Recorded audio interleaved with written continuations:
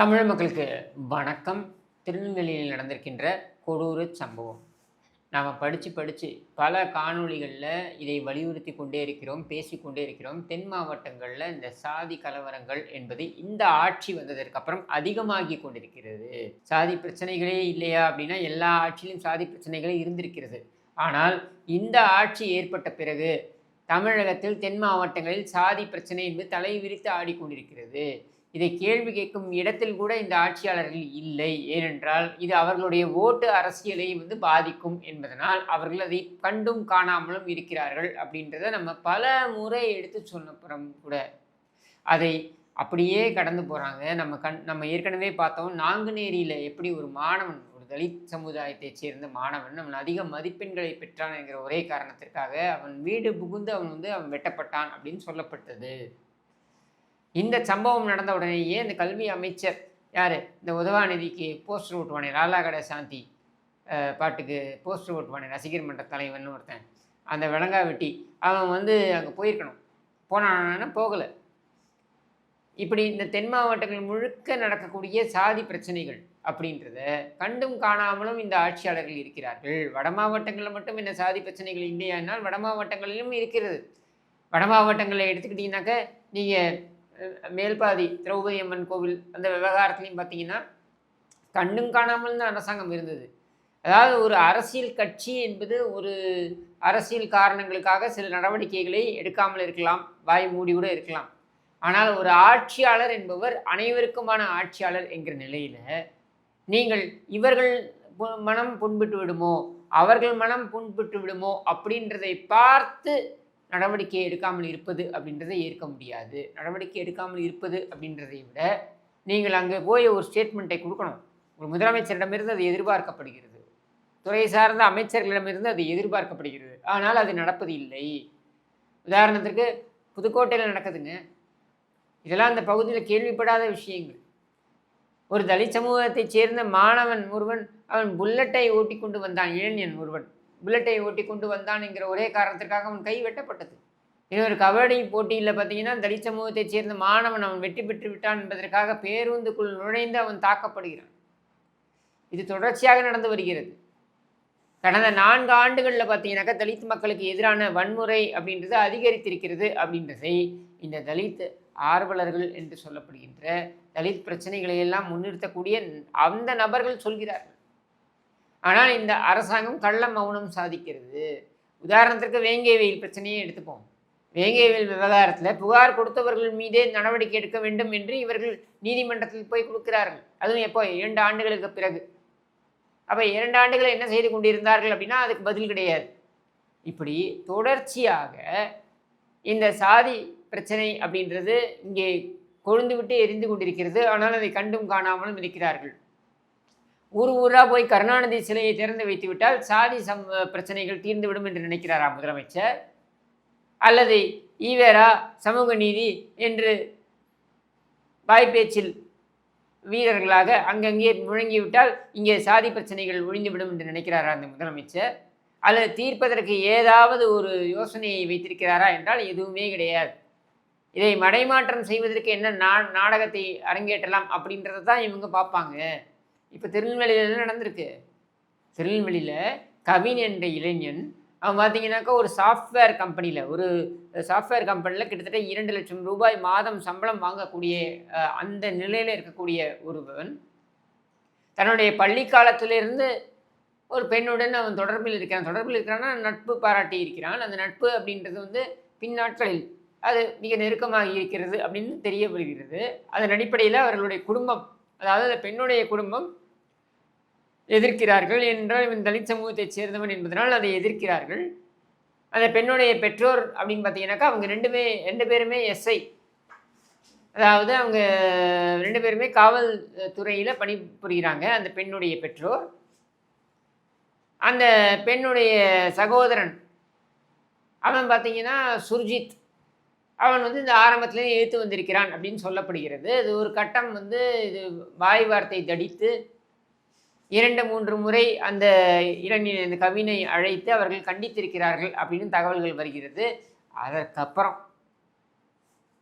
இந்த உறவு தொடர்ந்து இருக்கிறது அப்படின்ற காரணத்தினால இதை முழுவதுமாக துண்டிக்க வேண்டும் என்கிற நிலையில் என்கிற ஒரு எண்ணத்துடன் அந்த பெண்ணே அந்த இளைஞனை அழைத்திருக்கிறார் அப்படின்னு சொல்லப்படுகிறது. எங்கே அப்படின்னாக்கா ஒரு மருத்துவமனையில் தன்னுடைய பெரியப்பாவுக்கு உடம்பு சரியில்லை அப்படின்னு அழைத்ததாகவும் அதன் அடிப்படையில் அவன் அங்கே சென்றதாகவும் அப்போ அந்த சென்ற பொழுது அங்கே அந்த பெண்ணே தன்னுடைய சகோதரனுடன் நீ போய் பேசு அப்படின்னு சொல்லி அவரை அனுப்பி வைத்ததாகவும் அங்கேயே வந்து கைகலப்பு நடந்திருக்கிறது. அந்த கைகலப்பு என்பது கொலை வரைக்கும் சென்றிருக்கிறது. இது சிசிடிவி ஃபுட்டேஜே வந்து எடுத்திருக்காங்க. இந்த சிசிடிவி ஃபுட்டேஜை வந்து காவல்துறையினரே போட்டு காமிச்சிருக்காங்க. யாருக்கு? அந்த கவின் கொலை செய்யப்பட்ட அந்த கவின் தரப்பு உறவினர்களுக்கு போட்டு காமிச்சிருக்காங்க. அதில் அவன் சொல்லி வெட்டுறான், என் சாதிக்கும் ஒத்து வராது, அப்படி இருக்கும் பொழுது தொடர்ந்து நீ இதை செய்கிற அப்படின்னு சொல்லி வெட்டுறான். அப்படின்னும் பொழுது இந்த மாதிரியான வன்மம் எங்கிருந்து வருகிறது? இதை தீர்ப்பதற்கு, அதாவது எல்லாத்துக்கும் அரசாங்கத்தை குறை சொல்லணுமா அப்படின்னு கூட நம்ம நிறைய பேர் கிளம்புவாங்க. இப்போது தனிப்பட்ட பகையினால் ஏற்படக்கூடிய பிரச்சனைகள், இல்லை இந்த மாதிரியான சாதி சார்ந்த பிரச்சனைகள் அப்படின்னு வரும்பொழுது இதுக்கெல்லாமே அரசாங்கத்தை நீங்கள் குறை சொல்லணுமா அப்படின்னா கண்டிப்பாக நேரடியாக இந்த அரசாங்கத்தை பொறுப்பேற்க வேண்டும் என்று சொல்ல முடியாது. ஆனால் தார்மீக பொறுப்பு என்று இந்த அரசாங்கத்திற்கு இருக்குல்ல. ஏத்தான் நம்ம ஆரம்பத்துலேருந்து சொல்லிக்கிட்டு இருக்கோம். தென் மாவட்டங்களில் இவ்வளோ பிரச்சனை நடக்குதியா, போய் அது என்னன்னு பாரியா, அது தீக்கிற வழியை பாரியா, அதுக்கு ஏதாவது ஒரு ஒரு ஒரு வழியை கண்டுபிடியான்னு சொல்கிறோம். அது எதுவுமே செய்யலையே இந்த அரசாங்கம். வேடிக்கை தானே பார்க்குது. இந்த சாதிக்காரனை பற்றி பேசினா அந்த சாதிக்காரன் தப்பாக நினைப்பான் அப்படின்னு ஒரு கட்சிக்காரன் நினைக்கலாம், ஒரு ஆட்சியில் இருப்பவன் நினைக்கலாமா? யார் செய்தாலும் தவறுதான் என்று சொல்லக்கூடிய இடத்துல ஒரு ஆட்சியில் இருக்கக்கூடியவர்கள் இருக்கணும். அனைவருக்குமான ஆட்சியாளர்கள் தானே அவர்கள் இருக்காங்க. அப்படின்னும் பொழுது அதை செய்ய மறுக்கிறார்கள் அப்படின்றதான் இங்கே பிரச்சனையே. இந்த அடிப்படை பிரச்சனையை யாரும் புரிஞ்சிக்க மாட்டேங்கிறாங்க. என்ன தெரியுமா? நீங்கள் இந்தியாவிலேயே சிறையில், மத்திய சிறையில் பாளையங்கோட்டையில் மட்டும்தான் தேவர் பிளாக் தனி, நாடார் பிளாக் தனி, தேவேந்திரர் பிளாக் தனி. ஏன் வேற எங்கேயாவது சிறையில் அப்படி இருக்கா? நான் புழல் சிறையில் இருந்தேன். அங்கே எல்லா சமூகத்தை சார்ந்தவர்களும் இருந்தார்கள். இன்னும் சொல்லணும்னாக்கா எனக்கு பட்டியலினத்தை சேர்ந்த ஒரு நண்பர் தான் வந்து மிக மிக நெருக்கமாக எனக்கு வந்து இருந்து எனக்கு உதவி புரிந்தவரும் அவர் தான். உதவினா என்ன, அந்த இடத்துல வந்து அவர் எனக்கு 2 மாதம் முன்னாடி, 2-3 மாதங்களுக்கு முன்னாடி அவர் வந்த காரணத்தினால அவர் வந்து இல்லை இந்த மாதிரி தான், இந்த பர்டிகுலர் குண்டர் சட்டத்தில் வந்தோம்னாக்கா இந்த மாதிரி தான் வந்து ப்ரொசீஜர் இருக்கும் அப்படின்லாம் எனக்கு உதவி புரிந்தவர். அதே சமயத்தில் அதே பிளாக்கில் பார்த்தீங்கன்னாக்கா அவர் கூட இருந்து நட்பு பாராட்டக்கூடியவர்கள் யாரும் பார்த்தீங்கன்னாக்கா தேவர் சமூகத்தை சேர்ந்தவர்கள். இப்படி எல்லாரும் ஒன்றா தானே இருந்தோம். ஆனால் பாளையங்கோட்டையில் அது சாத்தியமா என்றால் சாத்தியம் கிடையாது. அங்கே தேவர் பிளாக் என்று தனியாகவும், நாடார் பிளாக் என்று தனியாகவும், தேவேந்திரர் பிளாக் என்று தனியாகவும் இருக்கிறது. இன்று வரையில் இருக்கிறது. இல்லைன்னு மறுக்க முடியுமா இந்த அரசாங்கம்? அது ஏன் அப்படி இருக்கிறது? ஏன்னா அங்கே அவ்வளவு வேரூன்றி இருக்கிறது.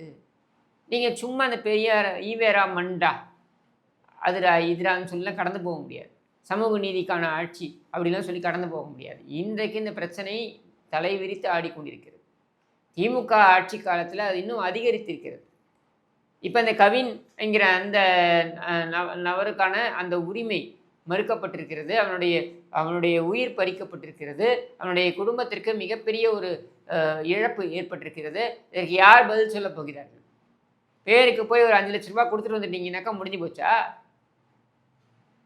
அதுவும் யார் போவாங்கன்னு பாருங்கள். முதலமைச்சரோ அந்த துணை பொம்மையோ இவங்கெல்லாம் போக மாட்டாங்க. அது சம்மந்தப்பட்ட ஒரு அமைச்சர் அனுப்பி வைப்பாங்க. அதுவும் சாதி பார்த்து அனுப்பி வைப்பாங்க. இப்படி இருந்தால் எப்படி இந்த இந்த மாநிலத்தில் இருக்கக்கூடிய இந்த சமுதாய நல்லிணக்கம் அப்படின்றது எப்படி வந்து உருவாகாது. இவர்களுக்கு தேவை இந்த பிளவை வைத்து வாக்கு அரசியலில் ஈடுபட வேண்டும் என்பது மட்டும்தான். அது இருக்கின்ற வரையில் இந்த பிரச்சனைக்கு தீர்வே கிடையாது. 2 லட்சம் ரூபாய் மாதம் சம்பாதிக்கின்ற நிலையில் இருந்தாலும் கூட ஒரு ஒடுக்கப்பட்ட சமூகத்தை சேர்ந்த ஒரு இளைஞன் வேறு ஒரு கண்ணோட்டத்தில் தான் பார்க்கப்படுவான் அப்படின்ற அவலம் இன்றைக்கு வெளியே வந்திருக்கிறது. இதுதான் உண்மை. அப்போ இங்கே பொருளாதாரம் என்பது மட்டும் அல்லது பொருளாதாரத்தில் மேம்பட்டு விட்டால் மட்டும் ஒரு ஒடுக்கப்பட்ட சமூகத்தைச் சேர்ந்தவன் என்பவனுக்கு மரியாதையை கிடைத்து விடுமா என்றால் இல்லை என்பது நிதர்சனமாக இங்கே வெட்ட வெளிச்சமாக நமக்கு தெரிய வருது. அப்போ இதை மாற்றுவதற்கு என்ன செய்ய வேண்டும் அப்படின்னா, ஆட்சியாளர்கள் முதலில் பொறுப்புடன் நடந்து கொள்ள வேண்டும். அங்கிருந்து தான் ஆரம்பிக்குது. அவங்க இந்த விழிப்புணர்வை ஏற்படுத்தணும். அதற்கான வழிமுறைகள் இங்கே இருக்கான்னா சத்தியமாக கிடையாது. ஏன்னா அந்த யோசனையே இவங்களுக்கு கிடையாது. இவங்களை பொறுத்தவரைக்கும் இந்த சாதி அந்த சாதி பிரச்சனை வராமல் பார்த்துக்கணும். ஏன்னா இந்த சாதியிலேருந்து இவ்வளோ ஓட்டு, அந்த சாதியிலேருந்து இவ்வளோ ஓட்டு. இதை மட்டுமே அடிப்படையாக வைத்து கொண்டு பார்த்தால் சத்தியமாக இந்த நிலை மாறாது என்று கூறி விடைபெறுகிறேன். நன்றி.